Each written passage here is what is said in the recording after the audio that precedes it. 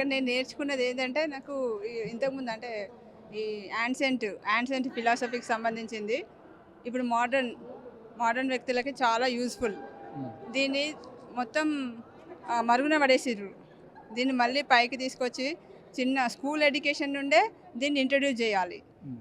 అప్పుడైతే పిల్లలలో ethical values అనేవి ఇంప్రూవ్ అవుతాయి.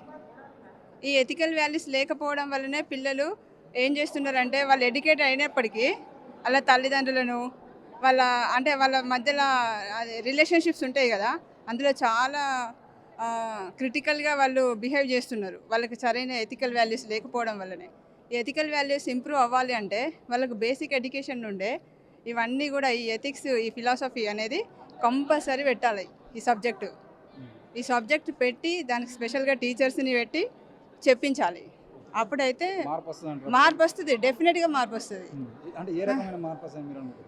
నేనైతే ఏమనుకుంటున్నానంటే వాళ్ళకు చిన్నప్పటి నుండి వాళ్ళకి ఇలాంటివి పెట్టడం వల్ల వాళ్ళు ఎందుకు నేర్చుకుంటారు, వాళ్ళ పర్పస్ ఆఫ్ లైఫ్ తెలుస్తుంది వాళ్ళకి చిన్నతనం నుండే. వాళ్ళ ఐడియాలజీ కూడా మారిపోతుంది. ఈ గొప్ప ఈ యాన్సెంట్ హిస్టరీలో ఉన్న ఈ గొప్ప ఫిలాసఫర్స్ వాళ్ళ హిస్టరీలు కానీ వాళ్ళ యొక్క నాలెడ్జ్ కానీ వాళ్ళకి చెప్పినప్పుడు వాళ్ళు బేసిక్గా చిన్నపిల్లల మైండ్ ఎట్లుంటుంది, ఏం రాయని నల్లబల్ల లాంటిది. వాళ్ళకి ఇలాంటి వేస్తే సీడ్స్ వాళ్ళు ఆటోమేటిక్గా వాటినే ఫాలో అవుతారు. అవునా? ఇంకా వాటిని ఫాలో అవుతున్నారంటే వాళ్ళకి ఇంకా వేరే వాళ్ళు చెప్పింది వాళ్ళు పట్టించుకోరు, వాళ్ళు అసలు నమ్మరు. వాళ్ళు ప్రతి దానికి వాళ్ళు సైంటిఫిక్ ప్రూఫ్ అడుగుతారు. ఓకే, వాళ్ళు చేసిరు కాబట్టి వాళ్ళని ఆదర్శంగా తీసుకుంటారు. అసలు స్పిరిచువల్ సైంటిస్టులని ఆదర్శంగా పెట్టుకొని వాళ్ళ లైఫ్ని లీడ్ చేస్తారు. వాళ్ళకి ఎక్కడ కూడా లైఫ్లో దుఃఖం అనేది ఉండదు, కష్టపడతారు. కష్టం వేరు, దుఃఖం వేరు. ఇక్కడ బుద్ధిస్ట్ ఫిలాసఫీ చెప్పేది ఏంటి అని అంటే దుఃఖం ఉండొద్దు అని అంటాడు, కష్టపడాలి. కష్టపడితే కష్టం ఎట్లుండాలంటే అది జాయ్గా ఉండాలి, జాయ్ఫుల్ ఉండాలి. అలా ఏడుస్తూ తుడుస్తూ అయ్యో నాకైనా జీవితం ఇట్లా ఉన్నది అట్లున్నది అని అట్లుండొద్దు. ఎంజాయ్ చేయాలి కష్టాన్ని. అంత సూపర్గా జీవించాలి. కాబట్టి అతను ఆటోమేటిక్గా పరిణామం చెందుతూ ఉంటాడు. అట్లుంటే దుఃఖం ఉంటే వాడు 100 సంవత్సరాలు బతికినా కూడా ఆ లైఫ్లో అసలు వాడి ఇంప్రూవ్మెంట్ ఉండదు.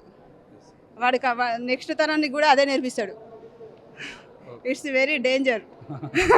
అందుకని అదే జరుగుతుంది, అదే రొటేట్ అయింది. ప్రతి ఒక్కరు కూడా ఎందుకు ఇట్లా సఫర్ అవుతున్నారు, ఎందుకు దుఃఖం ఉన్నది క్షణక్షణము, ఎందుకు ఇట్లా ఫీల్ అవుతున్నారు, చిన్న దానికి ఎందుకు చచ్చిపోతున్నారు అంటే వాళ్ళకి సరైన నాలెడ్జ్ని ఇస్తలేరు. ఏంటంటే రొటేట్ చేస్తున్నారు. టీచర్ ఆల్సో ఆమె ఎప్పుడు అప్డేట్ అవుతలేదు. ఓల్డ్ నాలెడ్జ్ని అదే బుక్ని తీసుకొస్తుంది, అదే స్టోరీ చెప్తుంది. ఆ స్టోరీలో ఏమున్నది అనేది వాడికి అర్థమే అవుతలేదు. ఇక ఎప్పుడు ఇంప్రూవ్మెంట్ అనేది అందరు ఏం చేస్తున్నారంటే లాంగ్వేజ్ బాగుండాలి, ఇది బాగుండాలి, అది బాగుండాలి అనేది చూస్తున్నారు.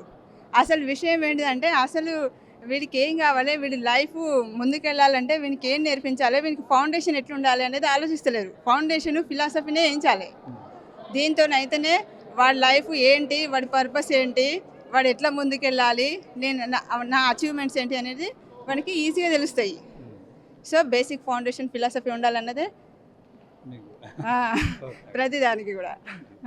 Thank you.